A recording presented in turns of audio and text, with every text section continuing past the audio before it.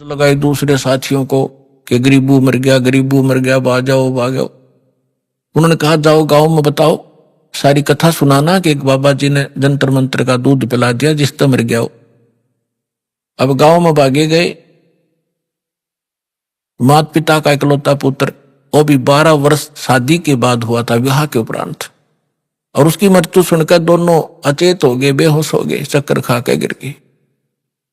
फिर गांव के अन्य लोग, उनके नाना जी साथ और भी बहुत से, जिसने भी सुना वही चल दिया खेतों की तरफ।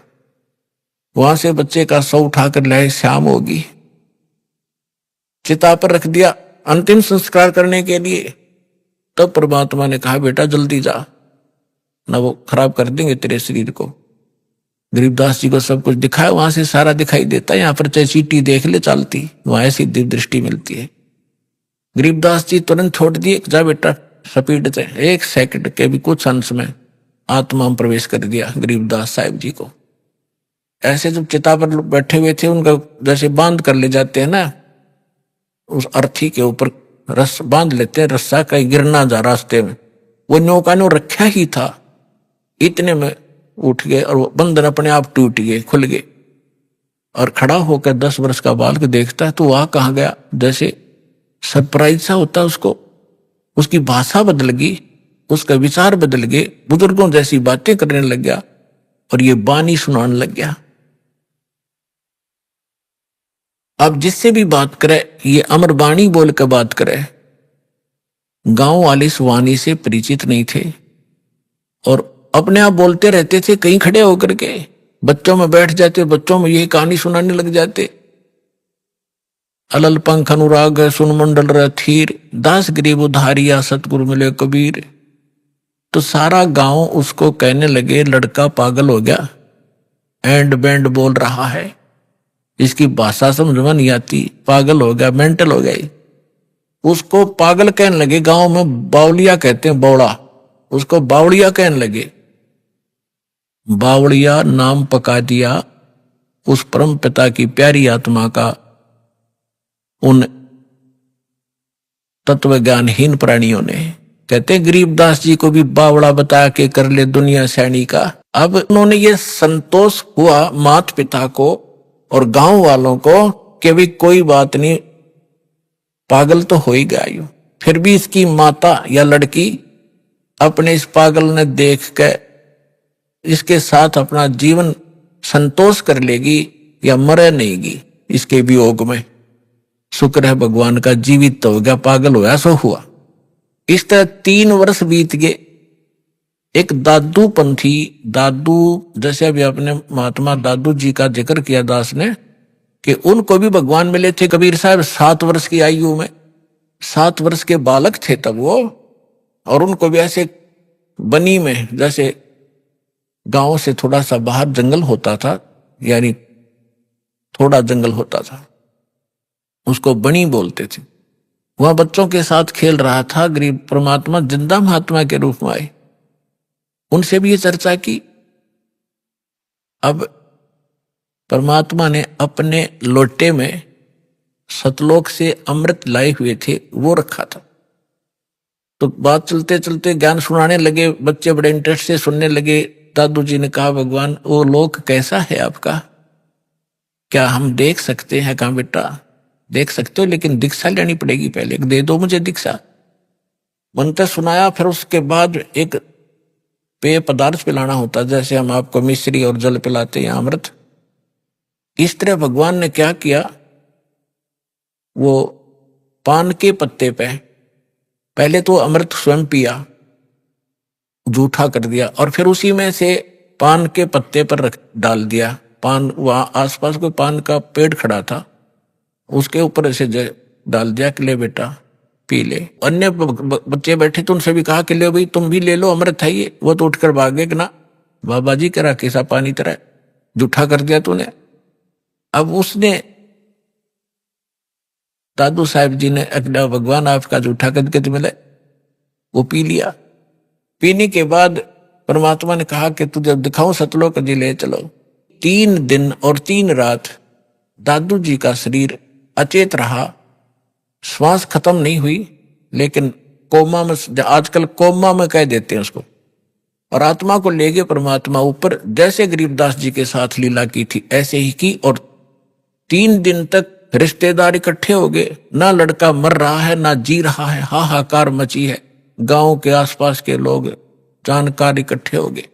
तीसरे दिन होश में आ गया, खड़ा होकर कहने लगा, ओहो कहाँ गए वो भगवान, परमात्मा कहाँ है, पागल से हो गए, घूमो इधर उधर है। तो कबीर साहब कहते हैं, राम वियोगी ना जीवे और जीवत बौड़ा हो। भगवान के सुख न देखने के बाद आदमी या तो जीवे नहीं, जीवेगा तो पागल हो जाएगा। तो वो दशा उस महापुरुष की हुई। तो दादू साहब जी बड़े होते गए जो जो, तब उन्होंने उस अमृतवाणी बोली, वह उनके चेलों ने लिखी गरीब दादू साहब जी के ने, और दादू जी के ग्रंथ में ये विद्यमान है वाणी। अब दादू जी क्या बताते हैं, थोड़ी सी महिमा परमात्मा की दादू जी के शब्दों से सुनाते हैं। पुणात्माओं, परमात्मा शब्द कहने तो पाप कटने लग जाते हैं जीव के, लेकिन जो परमात्मा है उसको उद्देश्य बनाकर उसको परमात्मा कहा जाए। अब जैसे हम तहसीलदार को और प्रधानमंत्री कहें जावे और उसका आगे एप्लीकेशन रखे प्रधानमंत्री के सत्र का काम और उसका तहसीलदार के आगे रखें, बेसिक प्रधानमंत्री कहें जाओ कति नारी जय अरना वो काम कर सकता, तो प्रधानमंत्री का ही उद्देश्य लेकर उसका आगे पर अर्जी रखेंगे तब ये काम होगा। अब क्या बताते हैं दादू साहब जी ने कैसे गुण गाए हैं, जो जो शरण कबीर के वो तिरगे अंत अपारे, दादू गुण के ता कहूं भाई कहत न आवे पार, कबीर करता आप है दूजा ना कोई, दादू पूर्ण जगत को भक्ति दृढ़ावत सोए, ठीका पूरा होवे जब सब कोई तजे शरीरे, दादू काल पकड़े नहीं जपे जो नाम कबीर,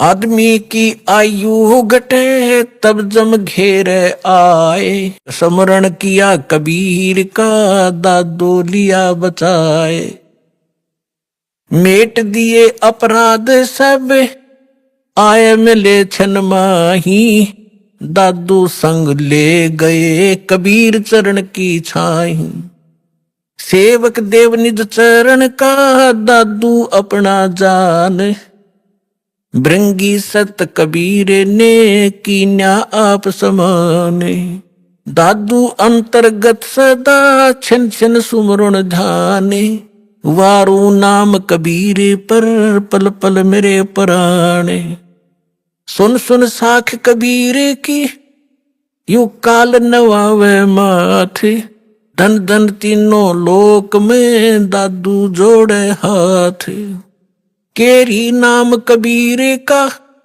विखम काल गजराज, दादू भजन प्रताप से ये भाग्य सुनत आवाज, पल एक नाम कबीर का दादू मन चितलाए, अस्थि के असवार को ये स्वान काल ना खाए, सुमरत नाम कबीर का कटे काल की पीरे, दादू दिन दिन ऊंचा होए फिर परमानंद सुख सीरे, दादू नाम कबीर की जय कोई लेवे ओटे, तिनको कभू लागे नहीं ये काल बजर की चोटे, और संत सब कूपे हैं कहते झरीता नीरे, दादू अगम अपार है ये दरिया सत कबीरे, अब ही तेरी सब मिटे ये जन्म मरण की पीरे, श्वास उश्वास सोमर ले दादू नाम कबीर, कोई सरगुण में रीझ रहा कोई निर्गुण ठहरावे, दादू गति कबीर की मोह से कही ना जावे, दादू नाम कबीर का सुन के कांपे काले, नाम भरोसे जो चले होए नवा का वाले, जिनमो को निज नाम दिया सोए सतगुर हमारे, दादू दूसरा कोई नहीं ये कबीर सिरजनहारे। अब क्या बताया दादू जी ने, क्योंकि गरीबदास जी की महिमा चल रही है, थोड़ा सा इसलिए हिंट देना पड़ा, इसका आगे लिंक है इससे। दादू साहब जी क्या कहते हैं कि सुन सुन साख कबीर की, साख माने महिमा, परमात्मा की सामर्थ्य है। सुन सुनने से जैसे परमात्मा की महिमा जहां चलती है तो काल भी माथा रगड़ा के वो तो समर्थ है। यो काल यहाँ का भगवान जो है, जो भगवान की महिमा कहीं होती है, सच्चाई उसकी सत्य महिमा सुनाई जाती है, तो काल भी नाक रगड़ा मत्था टेकता है कि हाँ भगवान तो समर्थ ही है, वो कबीर तो पूर्ण परमात्मा है। तो सुन सुन साख कबीर की, काल नेवावे माथ झुकावे माथा, और धन हो तीनों लोक में दादू जोड़े हाथ। फिर देखो कैसी तुलना की है, केरी नाम कबीर का और विखम काल गजराज, दादू भजन प्रताप से यू भाग्य सुनत आवाज। अब 21 ब्रह्मांड का स्वामी है। श्रीमद् भगवत गीता अध्याय नंबर 15 के श्लोक नंबर 18 में गीता ज्ञानदाता ये ब्रह्म है, काल है। ये खुद कहता है कि मेरे अंतर्गत जितने भी प्राणी हैं उनसे मैं उत्तम हूं, श्रेष्ठ हूं, उनसे तगड़ा हूं मैं। इसलिए मैं लोक वेद के आधार से पुरुषोत्तम प्रसिद्ध हो रहा हूं, क्योंकि जितने भी इसके अंतर्गत प्राणी हैं काल के, ये इन तगड़ा है। ये 1000 कला का ब्रह्मा विष्णु महेश 16 कला के, वो 1000 भुजा का ब्रह्मा विष्णु महेश 4 भुजा के। इनमें यहाँ के प्राणियों में ब्रह्मा विष्णु महेश हमसे सबसे तगड़े शक्तिशाली है, इनसे भी वो कई गुना शक्तिशाली है। तो ये कोई छोटी शक्ति नहीं है, कहने का भाव ये है। तो यहां दादू जी कहना चाहते हैं कि केरी नाम कबीर का, केरी मन बब्बर शेर, और बब्बर शेर कहीं धाड़ मारता हो और हाथी आसपास घूम रहा हो, हाथी इतना भयभीत हो जाता है, लीद कर देता, वो टट्टी कर देता, एकदम इतना डर जाता है, भाजगन की सोचा कि इधर से जान बचे मेरी। तो यहां कहने का भाव यह है कि हाथी कोई छोटा प्राणी नहीं है, आम प्राणियों से तगड़ा है, लेकिन उस बब्बर शेर के सामने वो भी फेल है, उससे उसके सामने उसकी कोई अस्तित्व नहीं है। तो यहां दादू साहब जी ये बताना चाहते हैं कि केरी नाम कबीर है, परमात्मा का जो सत्य मंत्र है, और कबीर साहब को ऐसा समझो जैसे बब्बर शेर हो, और ये काल भी छोटा नहीं है, विषम काल गजराज, गजराज माने हाथियों का राजा, हाथियों में भी तगड़ा हाथी समझ लो। लेकिन दादू भजन प्रताप से ये भाग्य सुनत आवाज, नाम का सिमरन सतनाम जो आपको दिया जाएगा, ये राम का नाम है। राम राम कोई मंत्र नहीं है, राम का नाम, यानी जिससे वो राम प्राप्त हो वो नाम, वो 2 अक्षर का है। सतनाम जिसमें को मंत्र है, एक आपको गुप्त है, वो तत्शब्द वो दिया जाता। आगे क्या बताते हैं, पल एक नाम कबीर का, जो परमेश्वर कबीर जी ने जो सत्य साधना बताई है, वो एक पल भी अगर जिसने सत्य साधना से भक्ति कर रखी हो,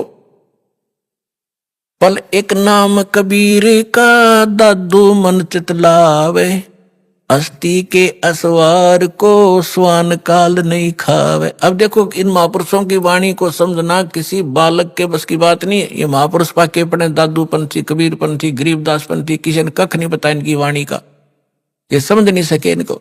अब यहाँ कैसी पहले तो तुलना की कि परमात्मा को तो केरी बब्बर शेर समझो, और हाथी भी कोई छोटा नहीं है, लेकिन उसके सामने हाथी की कोई अस्तित्व नहीं है बब्बर शेर के सामने। तो हमारे समर्थ भगवान इतने शक्तिशाली हैं इस काल की तुलना में। अब आगे क्या बताते हैं कि आप जिन्होंने कबीर परमात्मा की शरण ले ली, आप बैठ गए हाथी पे, और काल को कह रहे हैं, काल को समझ लो डॉग, कुत्ता। हाथी पर बैठे व्यक्ति को वो स्वान हानि नहीं कर सकता किसी भी कीमत पे। अगर हाथी पर बैठे रहे, रात पर नीचे गिर गए, फिर तो पिंडी पाड़ेगा वो। अगर परमात्मा की शरण छोड़ दी तो काल तो खाएगा ही खाएगा, वो तो उसका तैयार बैठा हो। तो जैसे हाथी के ऊपर इंसान बैठा हो और कुत्ते भौंकते रहते हैं, क्योंकि ये बताना चाहते हैं दादू साहब जी कि आप भगवान की शरण में आने के बाद इस काल की रीत से पहुंच से इतने बाहर हो जाते हो जैसे काल ने समझ लियो फिर कुत्ता आप बैठ गया हाथी पे, ये तुम्हें किसी भी प्रकार से हानि नहीं कर सकता, निकट भी नहीं आ सकता, इतना आप इतने सुरक्षित हो गए इस कबीर भगवान की शरण में। तो यहां क्या बताते हैं, पल एक नाम कबीर का दादू मन चितलावे, अस्थि के असवार को स्वान काल नहीं खावे। स्वान माने कुत्ता, अस्थि माने हाथी पर बैठे व्यक्ति को जैसे कुत्ता हानि नहीं कर सकता, कबीर परमेश्वर की शरण में आने के बाद आपको ये काल कोई दुख नहीं दे सकता। सुमरत नाम कबीर का कटे काल की पीरे, दादू दिन दिन ऊंचा हो फिर परमानंद सुखशीर। कबीर साहब का नाम जिसने मिल गया और मर्यादा से चलता रहा, डेली अन्य व्यक्तियों से उभरता चला जाओगा, धीरे धीरे अलग छट जाओगे, कुछ दिनों में समाज से न्यारा घर हो जाएगा आपका, और फिर परमानंद सुखशीर, परमानंद परमानंद। जैसे गीता अध्याय नंबर 18 के श्लोक नंबर 62 में कहा कि अर्जुन तो सर्वभाव से उस परमेश्वर की शरण में जा, उसकी कृपा से तू परम शांति यानी परमानंद को प्राप्त होगा और उस शाश्वत स्थान को प्राप्त होगा। तो यहां दादू साहब जी वही कह रहे हैं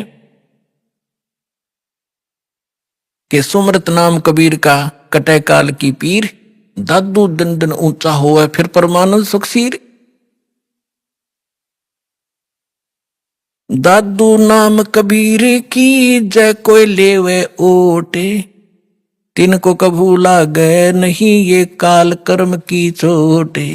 काल के वज्र, जैसे किसी का बेटा मार दिया, किसी का बेटी विधवा करती, किसी की टांग काट दी, किसी को कैंसर कर दिया, कहते ये काल के वज्र हैं, ये काल के छुरे हैं, हथियार हैं आपको सताने के लिए। कहते फिर काल के वज्र की चोट आप पे असर नहीं करेगी, आप इतने सुरक्षित हो जाओगे। और संत सब कूप हैं कित दरिता नीरे, दादू अगम अपार है वो दरिया सत कबीर। महापुरुषों की वाणी देखो पुण्यात्मा गदगद आत्मा हो जाती है। अब उनको ये नकली ये आचार्य शंकराचार्य ये मंडलेश्वर महर्षि न्यू क्या करते होता, अनपढ़ थे, अशिक्षित थे, मूर्खा की भाषा है उनकी ग्रंथों में। इसमें कैसी गजब की तुलना की है कि और संत सब कूप हैं। जैसे दास ने परमात्मा की परिभाषा बताई, तहसीलदार भी साहब है, उसकी जितनी शक्ति है उतना ही मालिक है, डिप्टी कमिश्नर भी साहब है, मंत्री, प्रधानमंत्री, मुख्यमंत्री, सारे साहब। तो यहां यही तुलना की है कि और संत, जैसे आप सुनते हो कि उस गांव में एक बाबा था, उसने ऐसा कर दिया, एक ने ऐसा कर दिया, छोटे मोटे, कहते ये भी अपनी शक्ति रखते हैं लेकिन वो कंप्लीट नहीं है, उससे सर्व लाभ नहीं हो सकते। आपका तहसीलदार से मित्रता है तो एक रजिस्ट्री करा सकते हो, साल 6 महीने 2 वर्ष 10 वर्ष 50 वर्ष में एक का काम करा पाओगे, उससे बाकी और समर्थ की शरण हो जा तो कितना सारे काम होते चले जाएंगे आपके। इस प्रकार क्या बताते हैं, और संत सब कूप हैं। और संत भी तुम बताते हो कि उसने जैसे कोई विष्णु का पुजारी है और उसने विष्णु की भक्ति करके कुछ शक्ति संग्रह कर लिया तो उसमें से बांट सकता है, वो थोड़ा बहुत राह देतेगा, लेकिन दोनों नरक में लास्ट में, चेला भी गुरु भी। तो यहां कहते हैं और संत सब कूप हैं। और उस महात्माओं को समझो, वो तो एक कुआं है, कुआं केवल पीने का काम ही कर सकता, सिंचाई में नहीं कामयाब हो सकता। क्या हो गया कि तो थोड़ा बहुत भी घास कभी सारा दिन में सींच दिया तो सफिशिएंट नहीं है। और के तेज रीता नीर, यानी कोई झरने से बह रहा थोड़ा मोटा नाला है, वो भी कंप्लीट राहत नहीं दे सकता उस क्षेत्र को। अब यहां बताना चाहते हैं दादू साहब जी कि दादू अगम अपार है, वो दरिया सत कबीर, दरिया है नदी जिसके अंदर पानी का कोई था ही नहीं, उसमें कुएं भी बना लो, नाले भी निकाल लो, नहर भी निकाल लो, नहा भी लो, धो भी लो, सिंचाई भी कर लो, फिर भी फालतू पानी रहे। तो ऐसे समर्थता बताई है कबीर भगवान की, परमेश्वर की, आदरणीय दादू साहिब जी ने। और संत सब कूपे हैं केते झरी तानीर, दादू अगम अपारे है वो दरिया सत्य कबीर।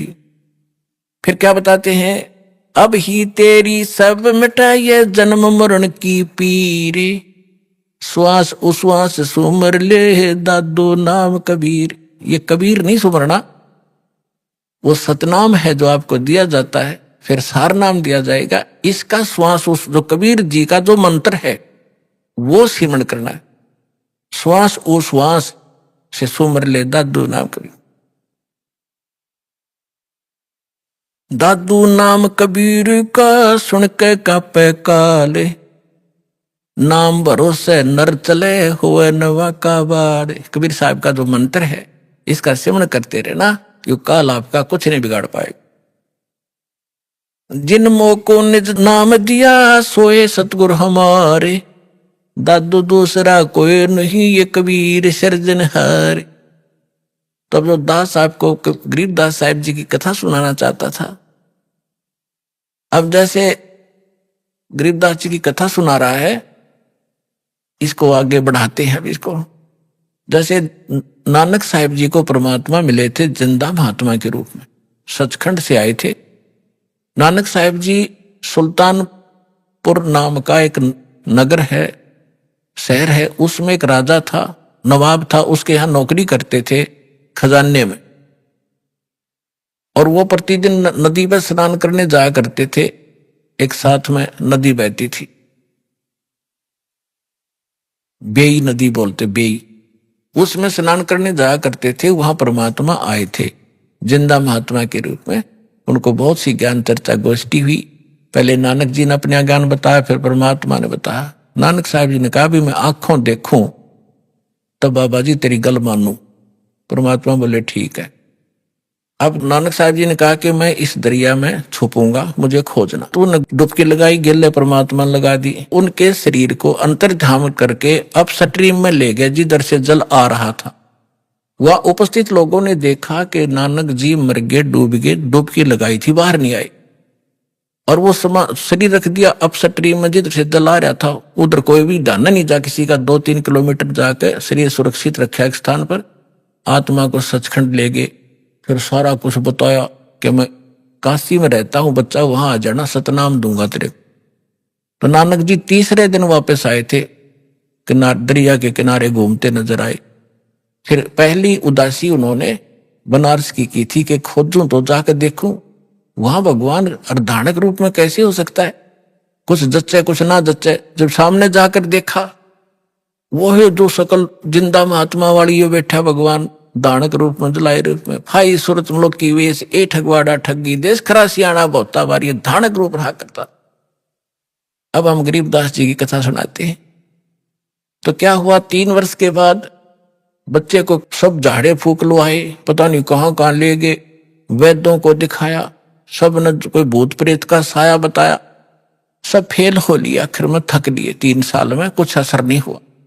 एक दिन कोई दादू पंथी, एक गोपाल दास नाम का लालाजी था, और वो घर त्याग कर सन्यासी हो गया था, बाल बच्चों को अपना जिम्मेदारी सौंप के, और लाल कपड़े पहने हुए थे। दादू पंथ से दीक्षित था। वो किसी भगत के यहाँ आया करता था, उसका चेला था छुडानी में। जब वो आया 2-3 वर्ष के बाद, ऐसे कई वर्ष में चक्कर लगाता था, तो उस गांव वाले ने कहा कि महाराज जी, हमारे एक लड़की का लड़का ऐसे ऐसे एक संत ने कुंवारी गाय का दूध पियाया था, वो जंतर मंत्र का, और उसके जंतर मंत्र कर दिया तो मृत्यु को प्राप्त हो गया था। सुन ली भगवान ने, उसके सांस शेष थे, बच गया। अब वो पागल हो गया। और कहा जाता है कि संत की विद्या को संत ही काट सकता है। अगर आप कुछ दया करो तो बच्चे को बुलाऊं। दादू पंथी गोपाल दास जी ने कहा कि बुला, ये झाड़ फूक करना थोड़ी बहुत ये सीख लेते हैं रोटी खाने के लिए, जितने भी ये संत बने, तो बुला, मैं अभी कर दूंगा ठीक। अब उसने जाकर के उस चौधरी साहब को कहा, उनके नाना जी को, शिवलाल नाम था उसका, शिवलाल, के शिवलाल जी, हमारे पास एक महात्मा आते हैं, बड़े पहुंचे हुए हैं, और वो कहते हैं बच्चे को दिखा दो, मैं ठीक कर दूंगा। 5-7 और बूढ़े बुजुर्ग उसके साथ, गरीबदास 13 वर्ष के बालक को लाकर खड़ा कर दिया। जब दादू पंथी उस गोपाल दास ने पूछा, बेटा कौन था वो, तेरा जीवन नाश कर दिया, तेरे को बर्बाद कर दिया? तो गरीबदास जी कहने लगे, उसने बर्बाद नहीं, मुझे आबाद कर दिया। अलल पंख अनुराग है सुन मंडर थीरे, दास गरीब उधार दिया मोए सतगुरु मिले कबीर। हम सुल्तानी नानक तारे, दादू को उपदेश दिया, जात जुलाहा भेद न पाया, वो काशी माहे कबीर हुआ। जब ये वाणी उस परमेश्वर के प्यारी आत्मा गरीबदास जी ने बोली, उस 62 साल का महात्मा था, 62-65 साल का दादू पंथी गोपाल दास, उसका शरीर आंख भर आई उसकी और रोंग रोंग खड़े हो गए कि इतनी प्यारी भाषा बोल रहा है इसने, बौड़ा बताओ दुनिया, अरे तेरा गजब भैया। तब उस काफी आध घंटे तक गरीबदास जी वो वाणी बोलते रहे जो भगवान से परिचित होकर के उन्होंने गैबी खाल विशाल सतगुरु अचल दिगंबर थीर हैं कि सारा कुछ बोला। तब वो 65 साल का आदमी खड़ा हो गया, महात्मा जिसके वो लोग पूजा कर रहे थे, हाथ जोड़कर कहने लगे, महाराज जी यह वाणी लिखवा दो, सारी की सारी जीवों का उद्धार होगा कलयुग में। गरीबदास जी यही चाहते थे कि किसी तरह लखनियां मिल रहे बने, लेकिन यू कल भाग जाएगा 2 दिन, दो थोड़ी बहुत लिख के, मैंने तो बहुत कुछ लिखवाना है उसको दर्द करने के लिए। उठ चल पड़े गरीबदास जी, उससे बात नहीं की फिर। अब उन लोगों ने सोचा कि 65 साल का आदमी एक 13 साल के बालक का घात जोड़ बैठा। उन्होंने ये सोचा भाई इसमें तो बड़ी बला है, बाबा जी का भी चक्कर कटा दिया इसने, यानी कोई बड़ा भूत प्रेत है इस गरीबदास जी में। 65 साल का बाबा भी हाथ जोड़े खड़ा इसका आगे, यू क्या कहे है इसको। अब वो तो अपने घर में चले गए, गरीबदास जी चल पड़े खेतों को, जंगल की साइड में, और वो दादू पंथी महात्मा भी साथ साथ जा। आगे तो अमर वाणी गजब की वाणी है, क्योंकि परिचित था संतों की वाणी से, दादू से भी परिचित था कि उनको कोई संत मिले थे जिंदा महात्मा के रूप में। दादू पंथी ये नहीं मानते कि कबीर काशी वाला मिले थे, और उन्होंने खुल के लिख रखा अपने ग्रंथ में, तो सब की बुद्धि में पत्थर पड़े हुए। तीसरे दिन गरीबदास जी ने कहा कि बाबा जी बात सुन ले, जब सारा लिखा है, जितना मैं लिखवाऊं तो मैं लिखवाऊं, नहीं तो जा अपने घर में। उन्होंने कहा दादू के पंथी ने, गोपाल दास जी ने, कि महाराज जी मैं तो घर तक कति फरी हो रहा हूं और मेरा काम में कुछ नहीं बचा रही है, परमार्थ का काम सेवा मुझे मिल जाए, इससे बड़ा कोई मेरे लिए काम नहीं, कोई परमार्थ नहीं। तो गरीबदास जी का एक, उन्हीं के नाना का एक बेरी का बाग था, बेरी बड़बेरी बोलन से, उसमें एक जंडी का पेड़ था बहुत भारा। उस जंडी के पेड़ के नीचे गरीबदास जी और वो दोनों गोपाल दास जी बैठ जाते। गोपाल दास जी बनिया था, उसको लिखना आता था, वो लिखता था, गरीबदास जी बोलते थे। 6 महीने में ये वाणी पूर्ण हुई जो आज दास के पास उपलब्ध है, और जो आपके सामने वो अमृत बखेर रहा हूं। तो इन सब बातों से ये सिद्ध हो गया कि हमारे सदग्रंथ बतावें और आंखों देखा संत बतावें कि धानक